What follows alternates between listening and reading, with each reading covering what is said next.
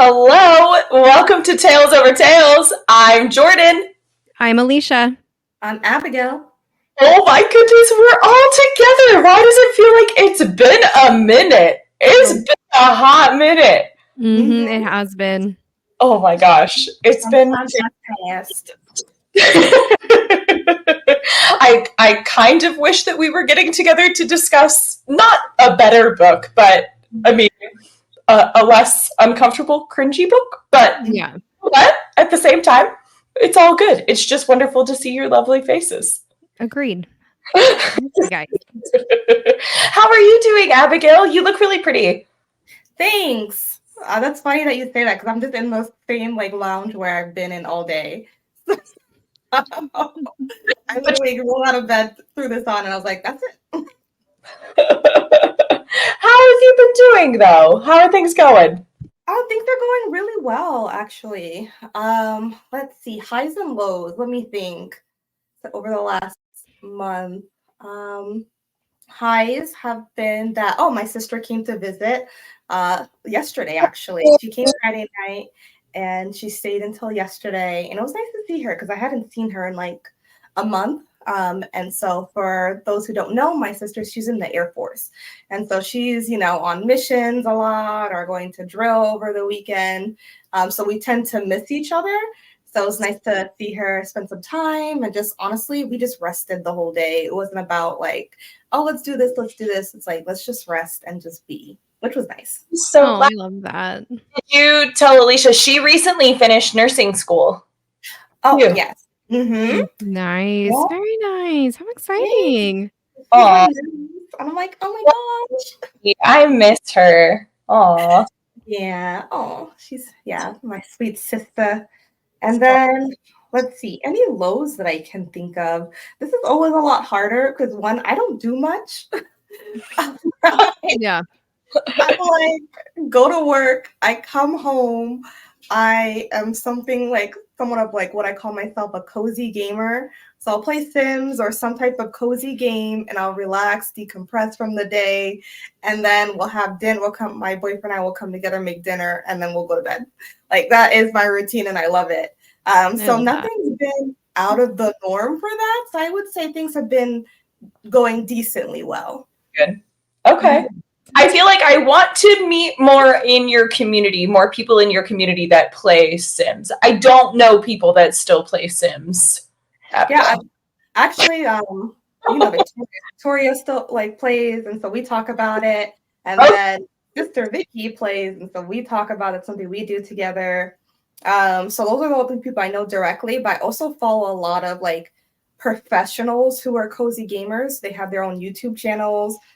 This one gamer I love, her name is Cozy K. She's a lawyer, a legit lawyer, and then she cozy games are her 5 to 9, and she just makes it look so nice. So yeah, I definitely love the cozy gamer community.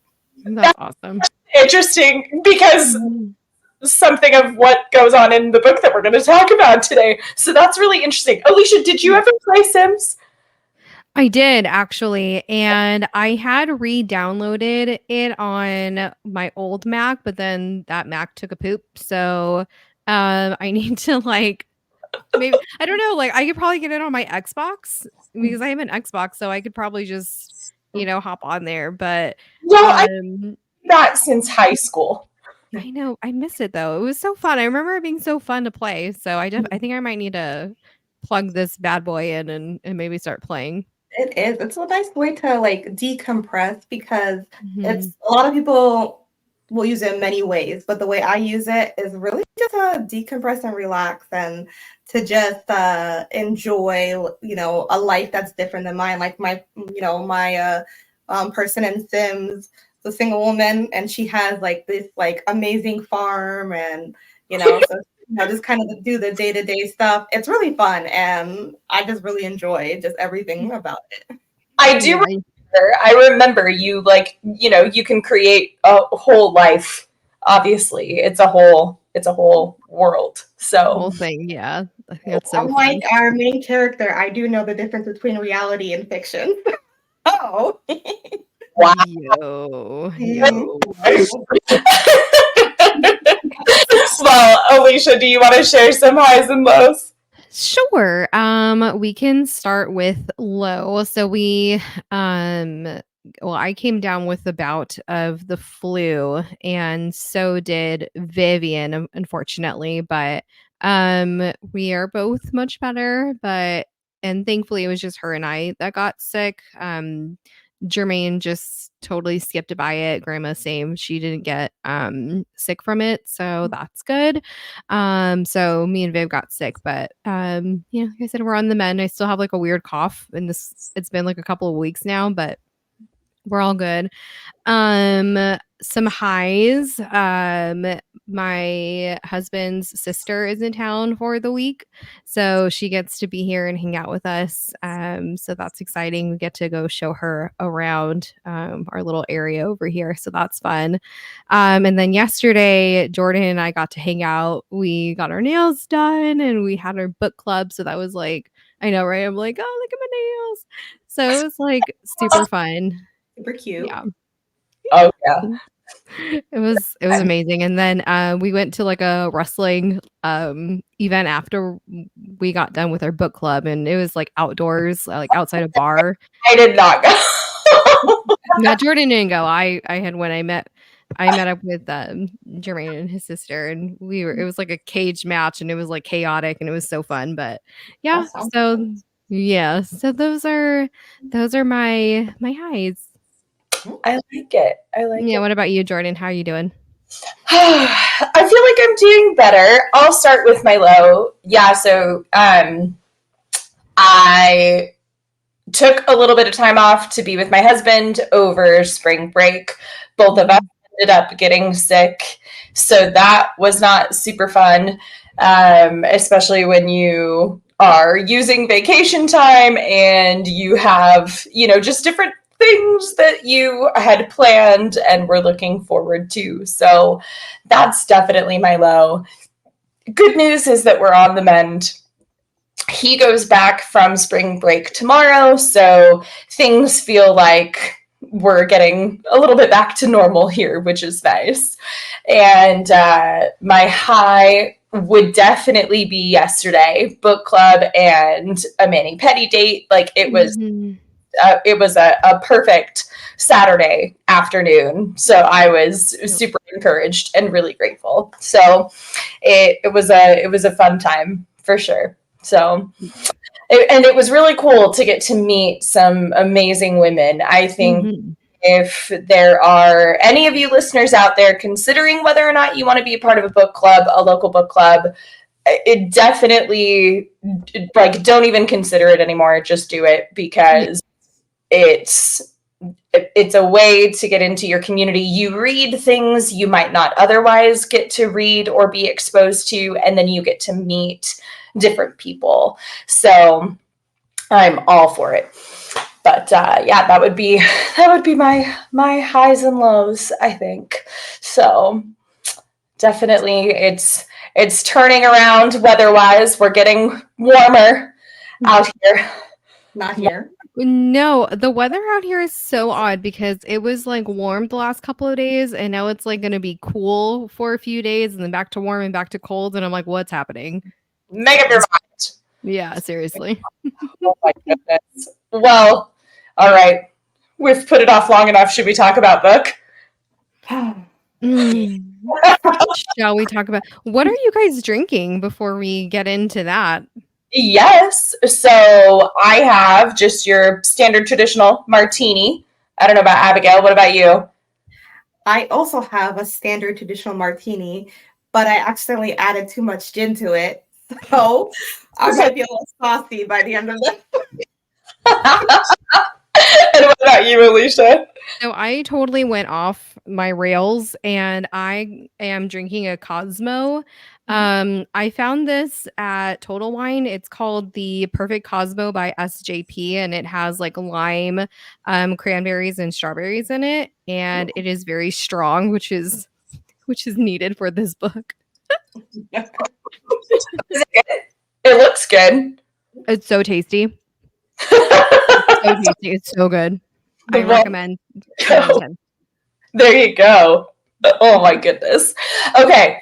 So yes, listener, let's dive in. We read None of This Is True by Lisa Jewell. Abigail, you want to take it away for us with the summary? Yes, of course. So on their 45th birthdays, Alex Summer and Josie Fair first meet. Their lives couldn't be more different from each other. The only common factor between these two women is that they are birthday twins. Alex Summer is a well-known journalist slash podcaster who appears to have it all put together from the outside. From the beautiful, perfect home to the husband with the fancy job and the children in their private school uniforms, there wouldn't seem to be much lacking in Alex's life. Josie Fair, on the other hand, is a high school dropout that got married at 18 to Walter, a man nearly twice her age. After becoming a young mother of two daughters, Josie quickly realizes that her life is far from what she had hoped. Their lives collide when Josie asks Alex to interview her for her next podcast project. Alex agrees despite her own reservations, as Josie insists that she has a story that needs to be told. What transpires between these two women is a twisted tale of chaos, deceit, and murder that will leave everyone involved permanently scarred. All right, listener, it goes without saying, but I actually feel like we should give a couple of content warnings at the top. If you have been a faithful listener of ours, you know we are spoiler central. I'm just going to throw it out there.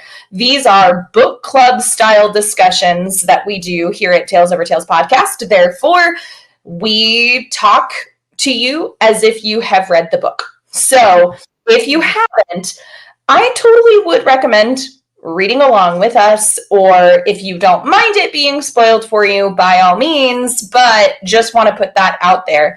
And I'll add another content warning on this one for a second as well, that we are going to be talking about some layers, obviously, of abuse, whether that's pedophilia, child abuse, domestic violence, any of those kinds of things. So please take care. If that is something that you are sensitive to, we can catch you next month. No problem.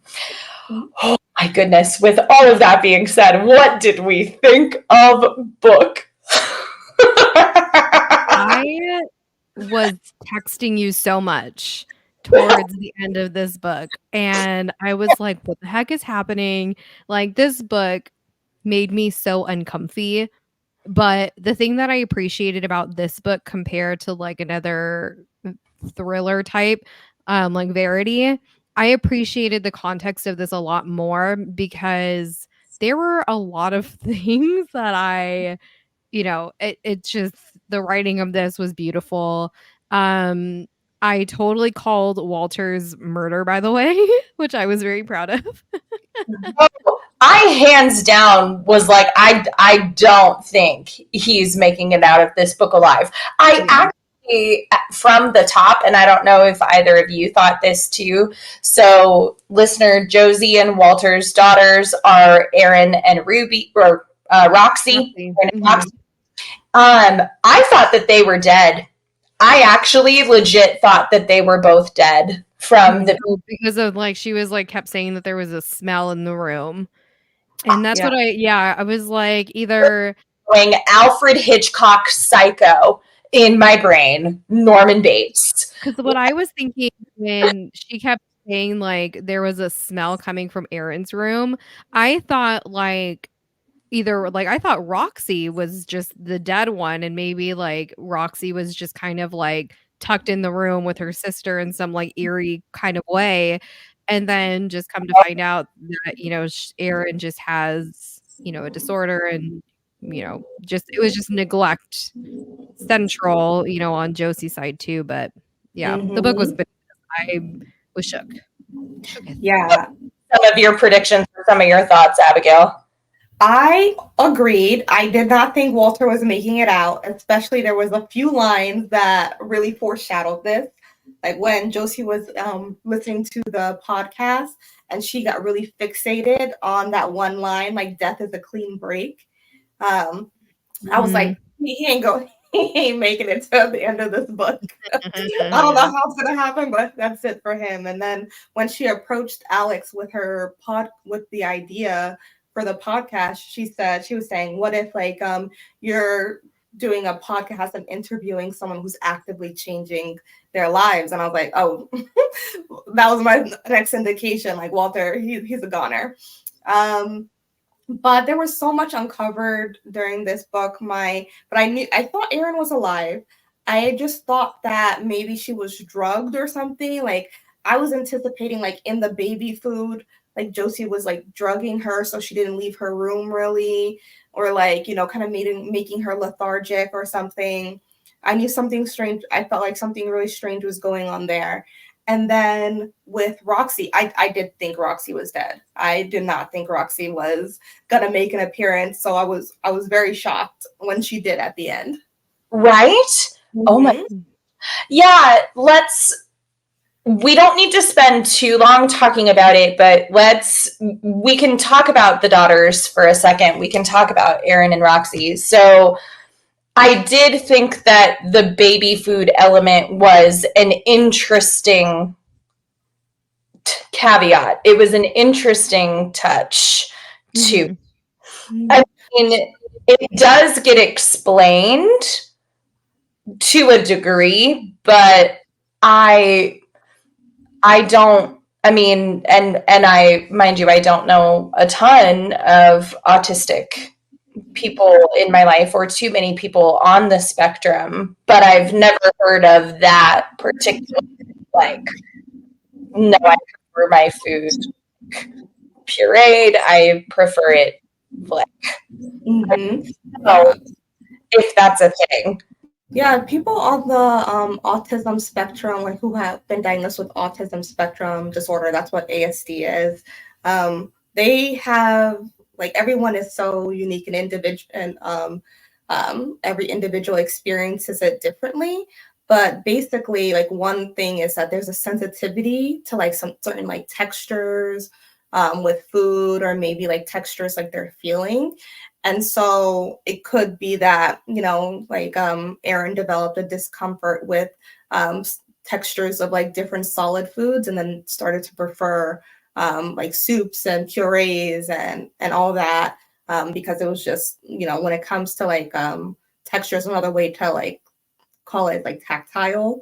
So that's another way to like say about like feelings, like if you're feeling something or you're having something in your mouth. So yeah, it was like a huge discomfort for her. So when I learned about, like, when I saw that was her diagnosis, I was like, oh, okay.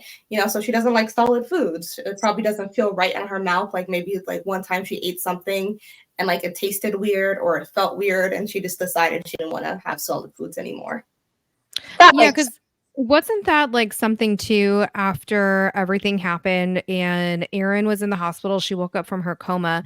Was it Roxy or was it the nurse that was like, oh, soft foods, right? And she was like, yeah, soft foods. I think it was Roxy that made that comment. So, yeah, so that was kind of where like we get to that kind of degree where she did prefer the soft foods, because at that point she could have been like, no, mom was just trying to starve me and I actually want a hamburger. You know what I mean? So I feel like that was kind of an interesting touch with that too.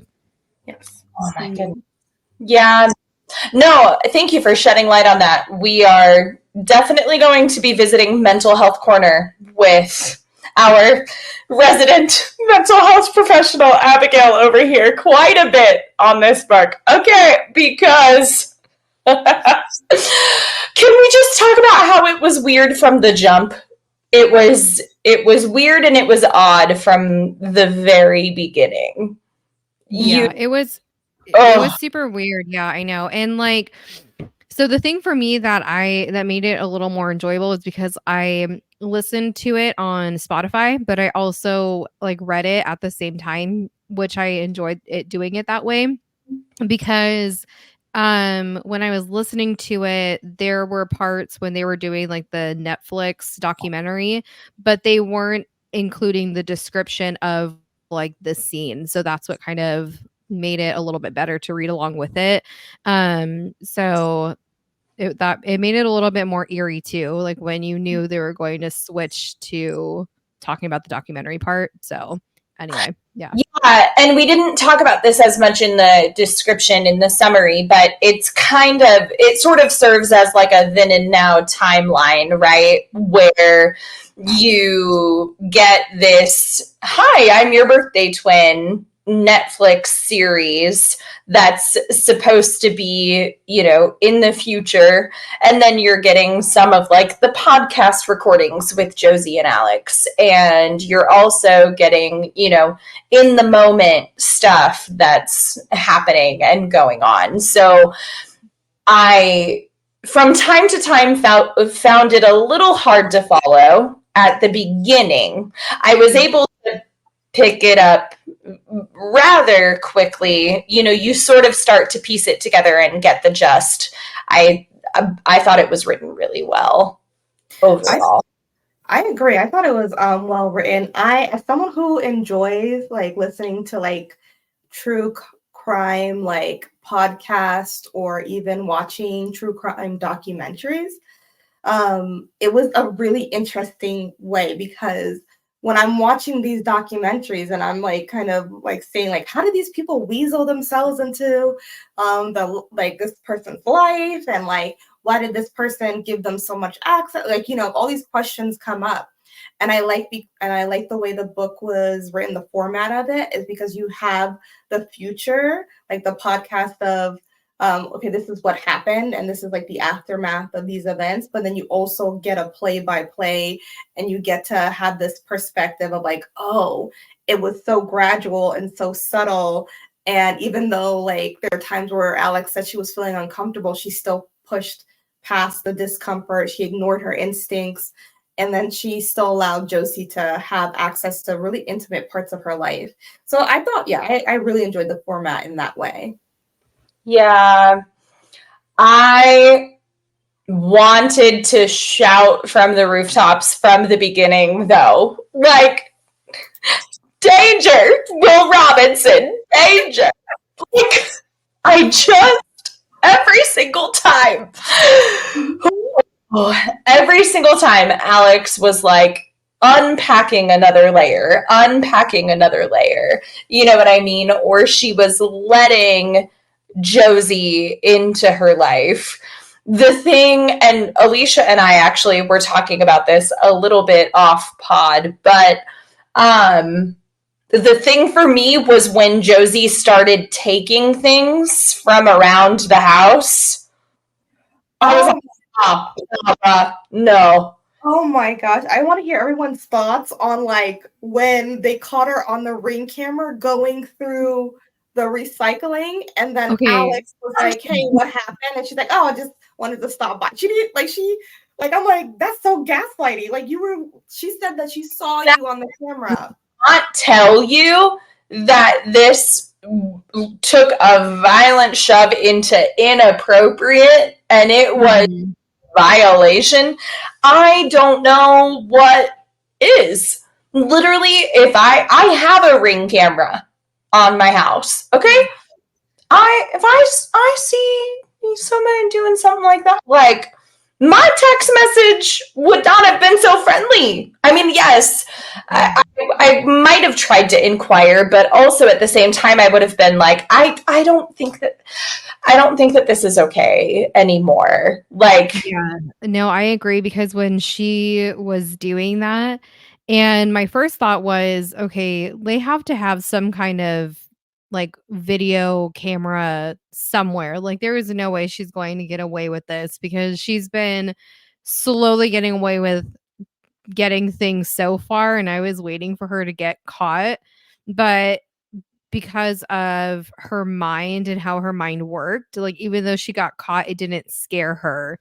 And so she kept taking stuff. So what did it for me was when she was taking like the kids' pictures, like the drawing, and then the little boys like passport pictures, and just her, I don't know. It was just I was like, no thanks. Yeah, Nope. it was so creepy. But the thing is, like what she was doing is something she was testing limits. She was testing boundaries. Yeah.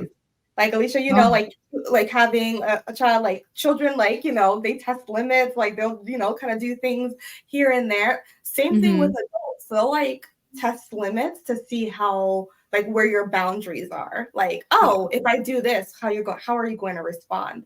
And I think that's how she ended up feeling so comfortable, because she kept doing things to test limits. And then Alex just continued to allow her to like cross and violate these boundaries. In my head, I'm just like, okay, first of all, her showing up unannounced to your home, like that was a boundary crossing. I think that, man, I don't think that she should have allowed her into her home until she really knew her more. And I think that was irresponsible of her. But yeah, there was so many like limit testing and boundary crossings, and that's what part that made me really uncomfy. I was like, oh my gosh.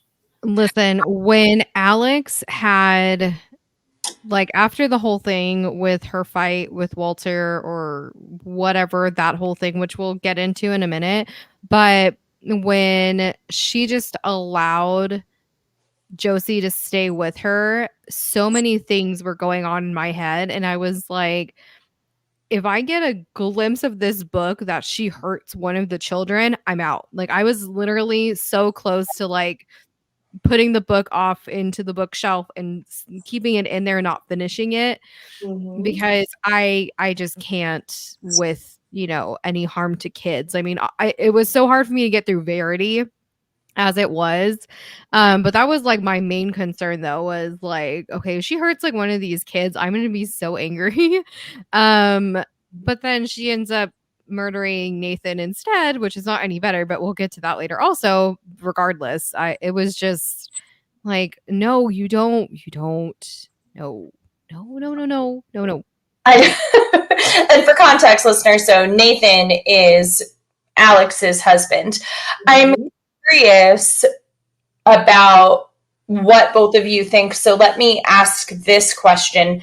Why do we think that Alex ignored her instincts or that gut feeling? Because there are a couple of times, Lisa Jewell, she does this really well. She wrote it in kind of third person, right? So you're telling from different perspectives. And you see Alex question her own decisions that she's making. Do we think she had some kind of superiority complex? Do we think that she had some kind of, because the only explanation, the only theory that I can come up with is she genuinely thought she was helping Josie. So she ignored these instincts. She ignored her gut that something was wrong, or something was off. I don't know. What do you two think? I think that she's really good at emotionally and manipulating people. I think that she has like really subtle ways to control other people's emotions and make them question themselves. You're saying Josie does? Yeah, Josie. Yeah, she definitely has like really good ways of controlling like the narrative and controlling people's emotions, and it's very subtle because you'll feel like when someone's manipulating your emotions, you'll feel like that tinge of like, I shouldn't do this, but then there's just something else compelling you to still follow through. So it's really hard to explain. That's why emotional abuse is really difficult, like to like, if we think about it in terms of like domestic violence, that's why when women or men go to court and trying to get like a restraining order or something when it comes to emotional abuse, it's harder because it's less tangible. They'll say things like, I can't explain it, but something just fell off, or I can't explain it, but I kept doing this because of this. And so I think that Josie really manipulated her. That I think she started with the podcast story and then just kind of slowly kept manipulating her, day after day. But do you think that Alex had this like superiority kind of complex? Like, I'm in this position, I'm in this situation where I can help people. I can help this woman. I don't think so. For me, my whole thing was Alex had made it very clear she had just ended her series and she needed something different to boost her career. So Material. Yeah. yeah, so she wanted something different. She needed something different. So I feel like even though obviously Josie was giving all of these red flags and Alex knew what was kind of going on, maybe not to a certain extent, but she still kind of had some kind of inkling on, what was happening. I think because she was just so hyper focused on this story and this story coming out, and it's a vulnerable woman who has this amazing story to tell, and I feel like it was more so of her getting her listeners to like listen to this woman and the struggles that she had, and the fact that they were birthday twins kind of made it more intriguing, things like that. So I think that's kind of where that whole setup kind of comes into play, but I don't think she really kind of had that, oh, I need to help her and, she needs help kind of a thing. I don't think that's what it was at all. I think it was more so for her podcast and her followers more than anything. Yeah. I think it took that shift into it after Walter and Josie have the fight, and then she stays at Alex and Nathan's house. Abigail, go ahead. No, I just was like a bubble, a speech bubble popped up with a thumbs up. So I was just like copying it. Yeah, cool. Cool. Agreed. But to both of your points though, like Allysha, when you're saying about like it was for her listeners, I think initially she was like, oh wow, the listeners will be really intrigued, and then at some point she got pulled in and she got really intrigued, and then the lines blurred. It wasn't about like her listeners, it was about like her listening to this story and being really pulled into it. So I think eventually like those lines blurred. Yeah, I agree. Something that Allysha and I had talked about off podcast too, and I was curious about your thoughts, Abigail. I wanted to know more about Josie's upbringing. I did want to know more about her childhood and know more about her background. Her mom is obviously in the story. Alex expresses that she wants to meet her mom. She wants to interview her. And I don't feel like we really got a lot from Josie's mom. I don't know. What do you think about that? Like in terms of like Josie's mom's perspective, or like wanting to know more, or yeah, we find out these like vague details, right? Even so let me expand on it for a second, if I may. Josie very clearly has an issue with men. She doesn't like men. So where does that come from? Does it come from witnessing your mother and her relationships with men? Does it come from the fact that Josie's father wasn't in her life very much? Does it come from her relationship with Walter? We get to learn quite a bit, obviously, about Josie and Walter's relationship, and we can get into that in a moment. But I found myself wanting to understand, where does this male hate stem from? Where does it, like, why? I guess like my assumption that I'm having is that this is something called like attachment theory.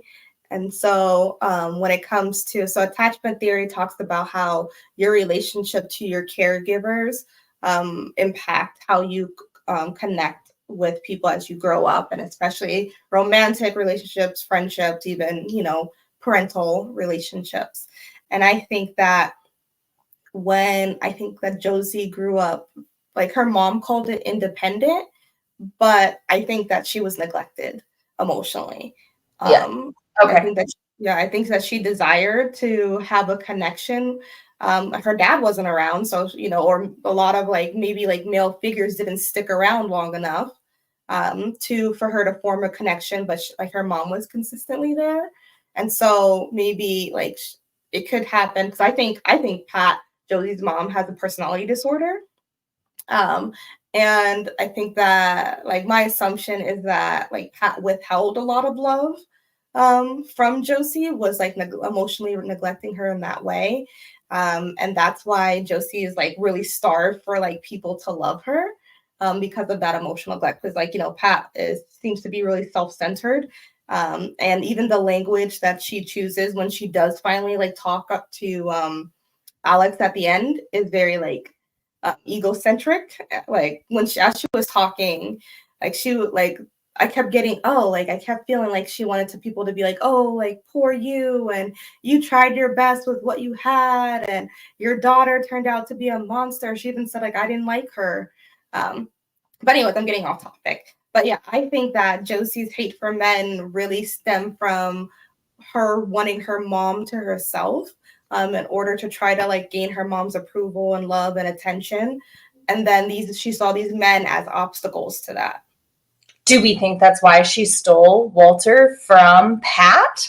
So I just wanted to talk about that for a minute too here, because I know when after kind of everything that was going on and Alex was talking to Pat about what Josie was telling Alex, and how she was no, that's not what happened, because she did mention that anytime that there was a male figure around, Josie would scare them off. And, so I don't know, I wish we also kind of got more too, how was her dad? Was he never around? Was he abusive and then he just left? Did Pat leave? Did her dad die? What happened in this in between thing between, I don't know. So yeah, I agree. I definitely wish we kind of knew more about what was going on with that. And then the fact too with Walter, because obviously Pat and Walter were a thing, and Pat had said, Josie just stole Walter from her. But I'm also kind of wondering about that whole thing too. Why did Walter agree to it, besides being, a sicko? But what made him stay so long too? Why did he just continue that relationship with Josie knowing the age difference? You know what I mean? So I'm just wondering, was Josie was it kind of one of those reverse things where you hear in domestic violence situations where women are afraid to leave? The male abuser, was Walter afraid to leave because Josie was abusive? Did Josie have information over Walter that we just don't know about? That's kind of also where I wish we had more information on why he stayed with her for so long, because I because he was married, he had children. What was it that made her so that just made him so willing to pursue that relationship with someone who was obviously very young?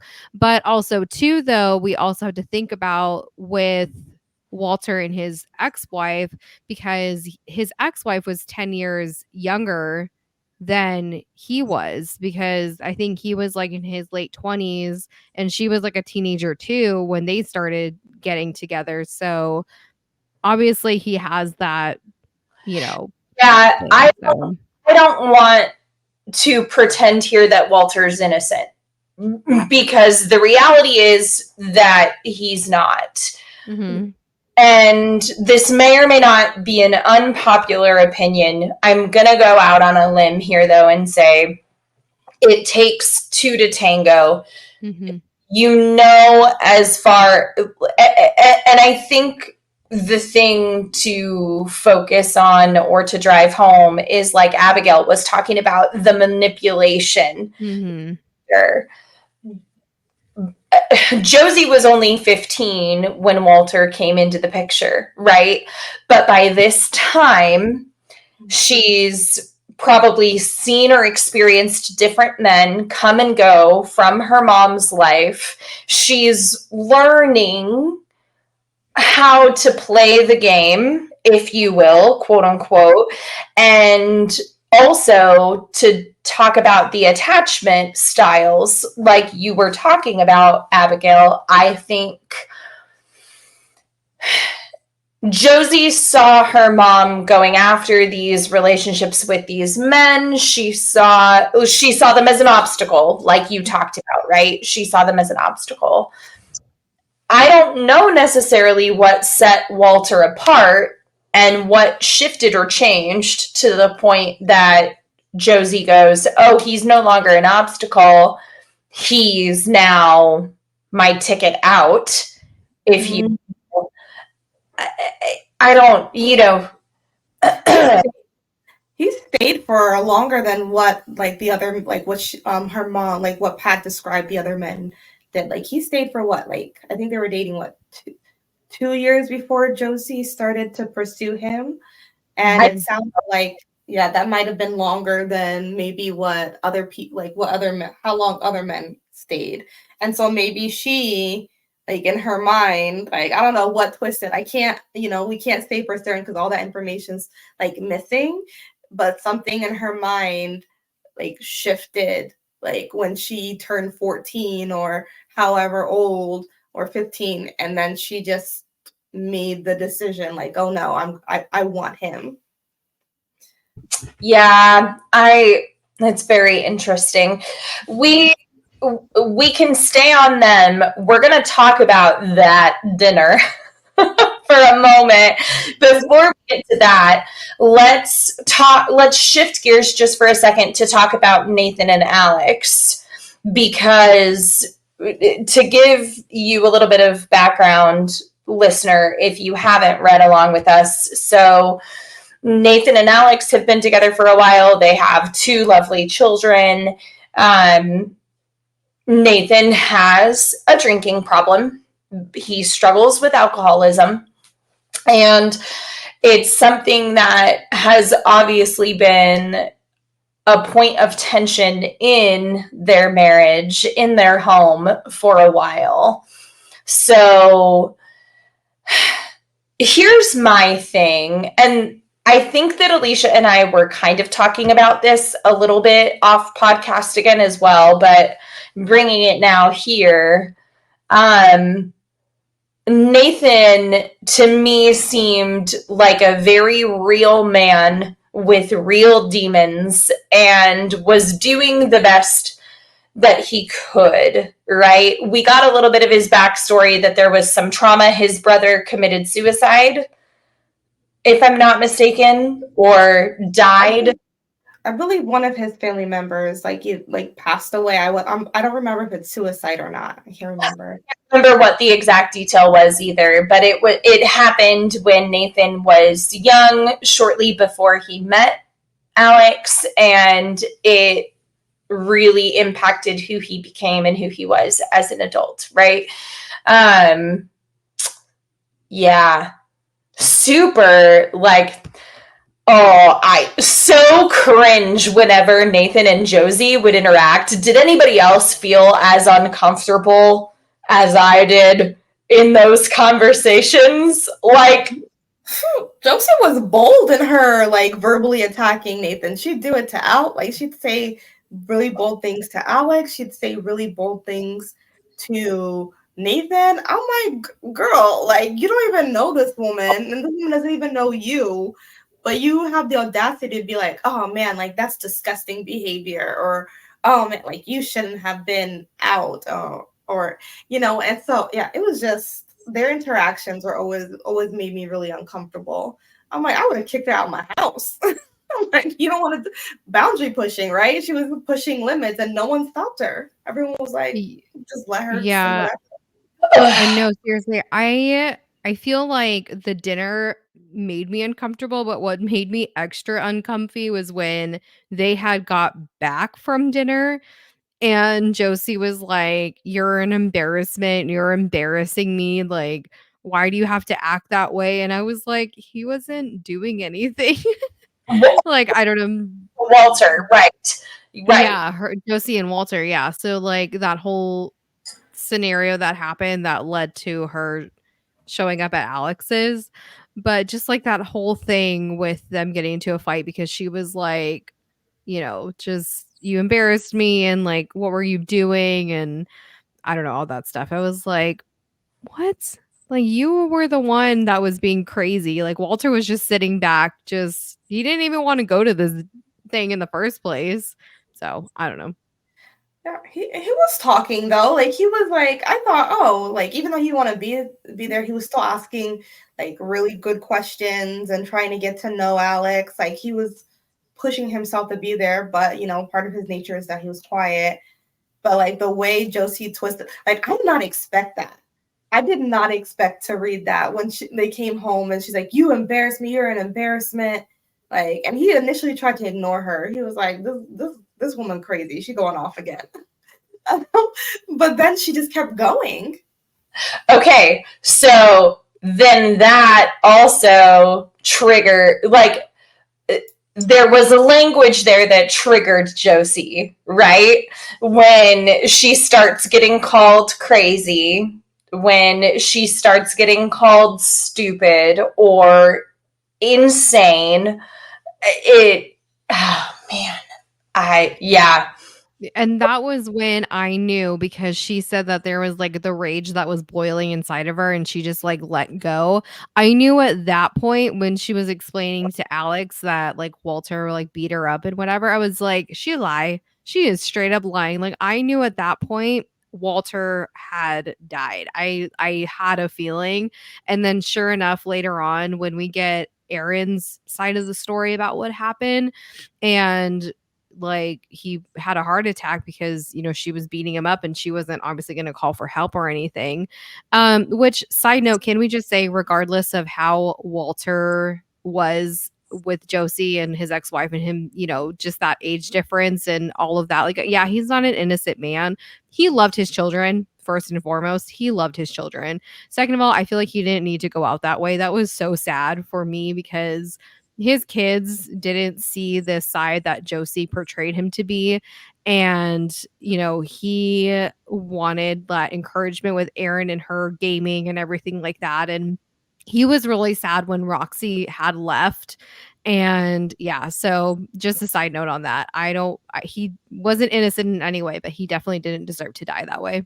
Well, and we'll get to Roxy's storyline and Aaron's storyline a little bit more in a second. I feel the same way about both Walter and Nathan. I don't think that either of them deserved that fate. No. Not at all. No. So, listener, if you have not read, yeah, Josie kills them both. Mm-hmm. Yep. Yeah. Josie kills them both. Cold-blooded killer. Oh my gosh. Mm-hmm. I know. And like the thing with Nathan too, because I mean, at this point, anything that comes out of Josie's mouth, obviously I didn't believe her. But if in some bizarre world that she didn't mean to kill Nathan because she said that whatever she drugged him with, like she didn't mean to give him that much. Like she just wanted to give him enough to like, go to sleep, be gone for a few days and then come back. I just kind of wonder like what her intentions were then. You know what I mean? Like if she didn't mean to kill him, then like was she just trying to like prove to Alex like, yeah, your husband isn't worth what you're thinking that he is and you're better off without him. Like I was just kind of curious about that, but I mean obviously we know at this point that she was just on a vengeance for some reason at that point. My notes, the math wasn't mathing. Right. Mm-hmm. It's Abigail's earlier point at the end, the week letter from Josie to Alex. What did you call it, Abigail? You said it was very egocentric. It was very like, I'm the victim. I'm innocent. I didn't mean to do this. This was what I actually meant to do. No, honey, no. Like, I'm sorry. You're a 45-year-old woman with all your faculties. It's not, you don't just kidnap a man and overdose him on barbiturates. Yeah. She never faces consequences because people are just like, they just ignore her. So of course, like that's how she responds, like, oh, it wasn't my fault, or it was like other circumstances, because no one's ever held her accountable. Like for that instance where Alex was poking holes in her story and saying this doesn't make sense, and she got upset and walked out. Yep. Because she was being held accountable and she didn't like it, so she left. Literally the point that I wrote down the note where I was saying the math wasn't, like, it wasn't adding up. The math wasn't mathing. No. And it was funny because we can kind of talk about the ending for a second. The way that this all ends is kind of left to interpretation almost, if you will, because you're left to this point where you can believe Pat's story, Aaron and Roxy's story. You can believe Alex's story, right? Or even the woman that Caitlin was her name that Josie got to seduce Nathan, any of these things. But it's almost like Josie was so focused on herself. She was so focused on convincing herself that it was everybody else that led to these outcomes. It was everybody else that led to these consequences and not herself, And that was where I was like, no, I'm not. And that's the difference from Verity, right? Let's compare it to Verity for a second here, if we can, because Verity's ending is also left to interpretation, right? Do we believe the letter that Verity wrote? I don't know. Mm-hmm. You can if you want to. You can if you want to. Yeah. Okay, the ending though, when she was recounting, who knows if that was accurate or not. Something I was thinking of is that Roxy, when you have operational defiance disorder, you don't just you typically don't just grow out of it.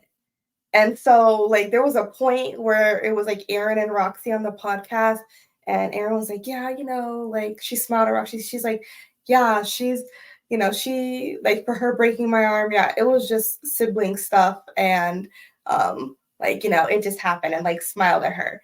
I'm I've gotten into throwdowns with.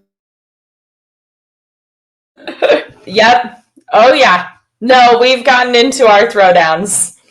That's for dang sure. Yeah, no, absolutely. I know. Yeah, and to that point though too, I don't know, again with that ending, I think we had talked about this kind of off the pod too, where we were like, do we how do we interpret this ending?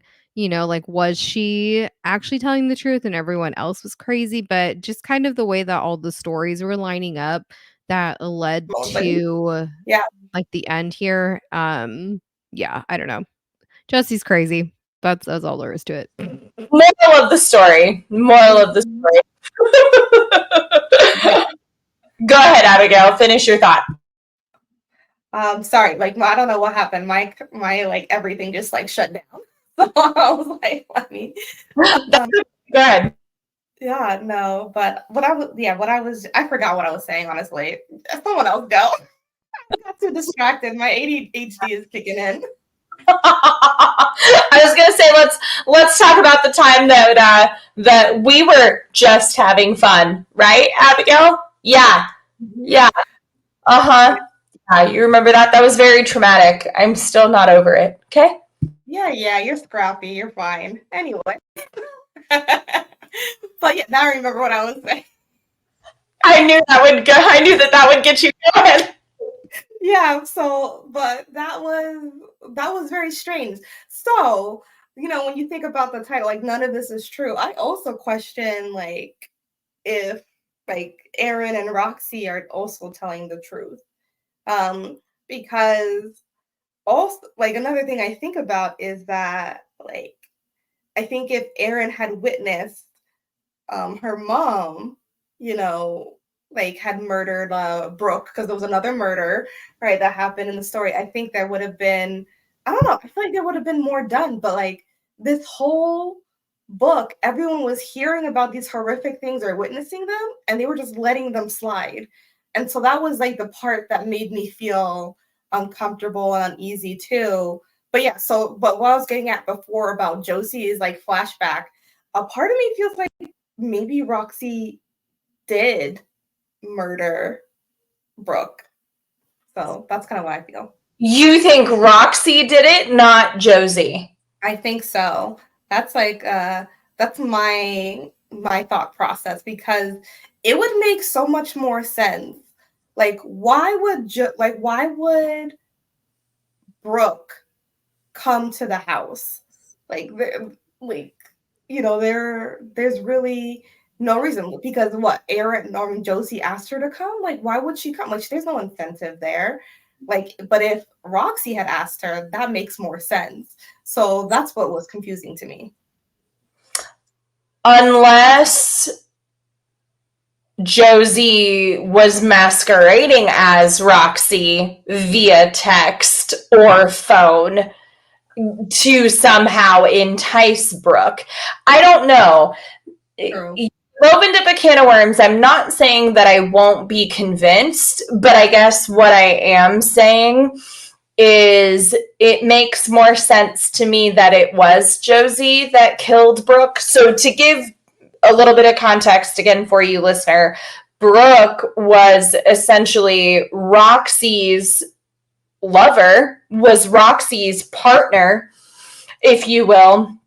They met in high school and started out, of course, as like best friends, and it grew into this, blossoming, budding relationship, what have you. And I do think, because we know that Josie is an attention seeker, right? We know Josie wants the focus always to be on her. And so I think that when things in Roxy's life started shifting, she was discovering her sexuality, she was finding a partner, she was doing all of these different things. Josie didn't like that. And I think Brooke was this positive support system for Roxy. I think that they had this like really good, healthy relationship, or so it would seem according to the book. And that's why to Josie, in Josie's mind, she goes, oh, no, this has to be eliminated. That makes On sense. that point, yeah, I agree with that part of it, with it being Josie. However, though, with it being Roxy that killed her, because I honestly wouldn't be surprised if it was actually Roxy that had killed Brooke, because it wouldn't surprise me if Walter was maybe doing something with Brooke, considering his history with underage kids. So, considering his wife or his ex-wife was underage when they met. And then Josie was underage. And yeah, she like manipulated her way, probably. Again, we don't really know the whole story with that, but she manipulated him. But considering those two pieces of it, it wouldn't surprise me if Walter tried to pursue Brooke, or something to that degree may have happened. And maybe Brooke brought it up to Roxy and was like, hey, your dad is crazy. He tried to like advance with me, or, we just don't know. But that's something, that's like an interpretation too, where we have to think about, because like we mentioned before, Walter is not innocent. He's a pedophile, pretty much. And so it wouldn't surprise me if something to that degree happened. And maybe Roxy didn't mean to kill her. Maybe something happened and she accidentally did it. And the only way to protect her was for her and Walter to hide the body. Like, we just don't. I don't know. That's kind of where I'm at. Because something I think about, to piggyback off what you're saying, Allysha, is that Roxy, when Roxy was telling Alex about the storage unit, she was like, "Oh, there's a path that you can take," but then she also said, "But there's a window that you can take, like, you can use to get to there, and to get to the storage unit." And when Josie was recounting it, she was recounting how Walter walked them through to get the body out through the window. And all these things. So that's what it's like that little detail that like made me question reality. But again, we'll never know, but I'm questioning it. Yeah, and because also Roxy already has a defiant behavior. I mean, if she had no problem breaking her sister's arm, what makes you think she wouldn't have an issue killing somebody? Yep. So that's what. Yeah. I didn't like the ending. I don't like it when endings distort like what we think we pieced together. It's like, oh, we thought we solved the mystery, but there's still so much more possibly. Yeah. Well, and to speak to the title, I guess, for a moment, if I can, right? Like, none of this is true. So you kind of have to interpret how you will, I suppose. I don't really know. I know that one's hard. That's a hard one. In this book, at least, it did not bother me as much as I know that it has with like other books or like other films. Because I agree. I don't necessarily think that this one had like a super clean ending, if you at the same time, I don't know that I went into it expecting it to. Yeah. And the only thing I can think about, the only thing I can compare it to is Shutter Island. Have you both watched Shutter Island? I have not. No. Nope, me either. Okay. The look on your face. But you know the one I'm talking about, right? It's with Leonardo DiCaprio. Flo is in there, I think, too. I'm not going to spoil that. I'm not going to give it away. I'm literally just going to tell you, though, that you do not know up from down by the time the ending of that movie comes around. That 2.5 hour film ends, and you go, I literally have no idea what reality is. And I think Inception is a little bit like that too. I was just about to say that. Inception was what got me thinking, like, wait, like, when are they in that alternate world and when are they in like real world? Yeah. Right. You have no idea. You have no the end of the movie, does that dreidel does it drop? I got no idea. Oh my goodness. Well, was there anything else that anybody wanted to speak to? Did anything else jump out at us that we feel like we should address or we should talk about? No, not that I can't think of anything else. That book was just a whole trip in itself. Super uncomfy. I'm glad we got it over with. Yes. Better than Verity. Wait, yeah, Verity, I'm ready to like sell it to the half price books that's up the street to get it out of my hair. So yeah, I'll keep this one, but Verity, I'm throwing it. Well, and there's even, hold on, because there's even a review by Emily Henry Y'all, we have covered Emily Henry on this podcast, The Happy Place. Mm-hmm. Henry's review is on, it's the very first on the back of this book. If you liked Verity by Colleen Hoover, I think you'll love this one.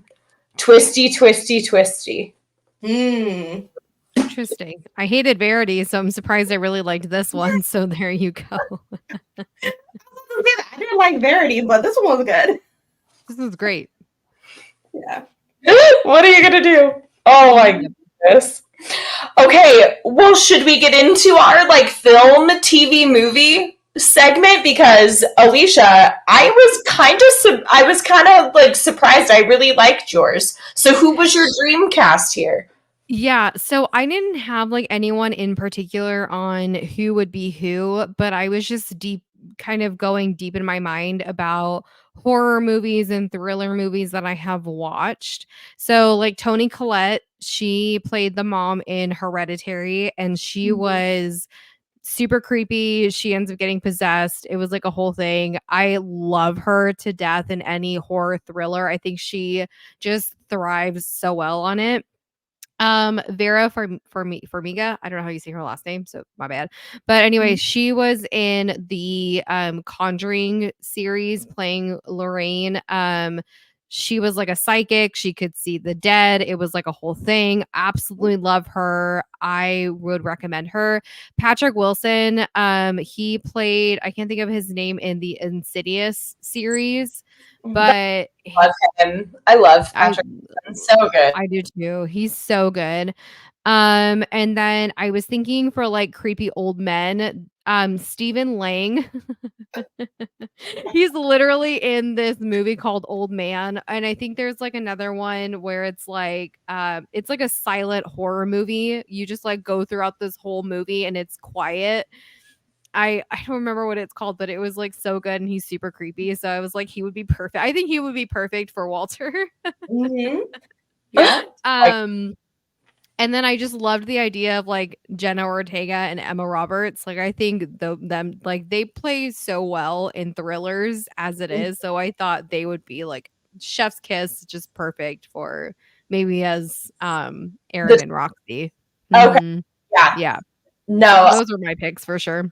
Oh, and also Jennifer Carpenter, I added her in there too as like a possible somewhere.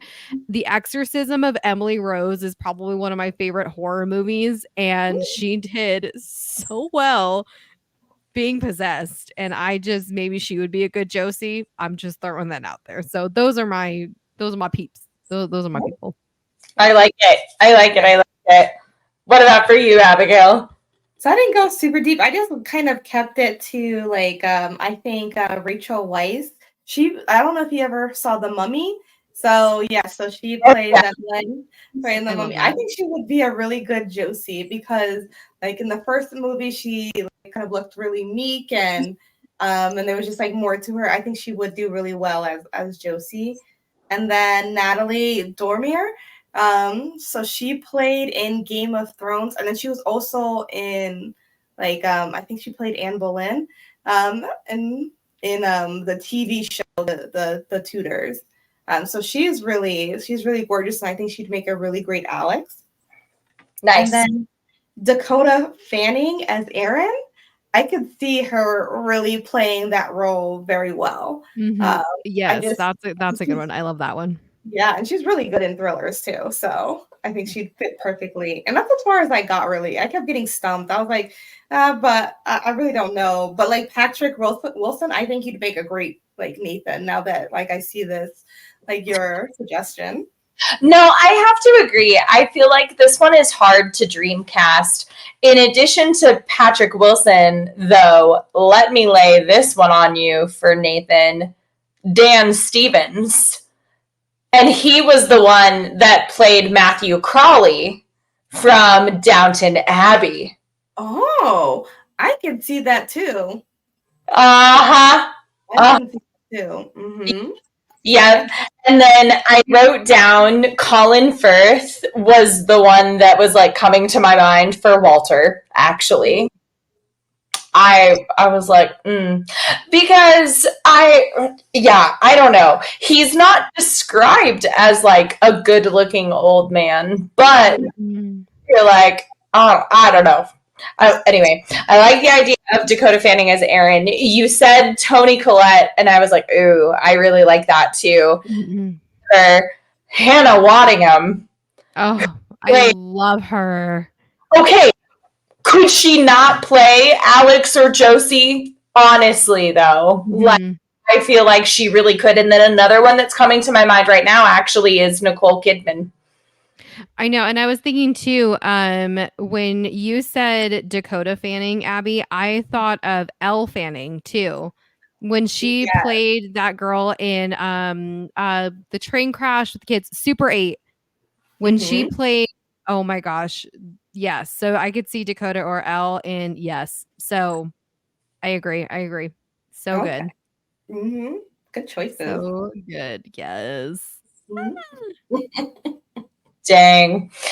Well, should we get into a little bit of end matter? I cannot believe this is already March. We've made our way through the first of our list for 2024, basically. But April, listener, we are super excited for something I've been calling a palate cleanser, in my opinion. This next book is going to be Tom Lake by Ann Patchett. I'm super excited and cannot wait. So, looking forward to diving into that one for April. And I mean, I would recommend, listener, if you haven't picked up this thriller, if you haven't picked up None of This Is True, but you are a thriller fan, this is definitely a good one. This is a good one to go with. So I would say read it personally. And I know Lisa Jewell has other thrillers out there as well. But yeah, I'm so excited to keep reading with you ladies and to continue on our journey with the Tales Over Tales podcast.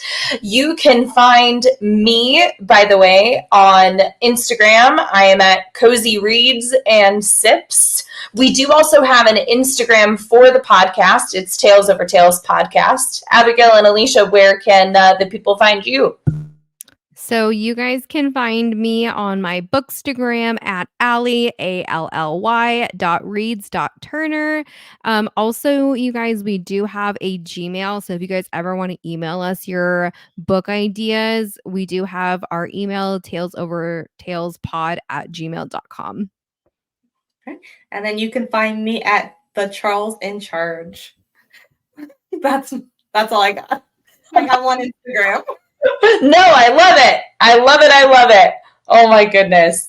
Well, yes, listener, leave us a rating. Only 5 stars. Please be kind. Leave us a review. Let us know what you're reading. Let us know what you would like to see read or featured on the podcast. We definitely love interacting with you and look forward to hearing from everybody. But until then, stay reading. Stay classy. And as always, stay drinking. Bye.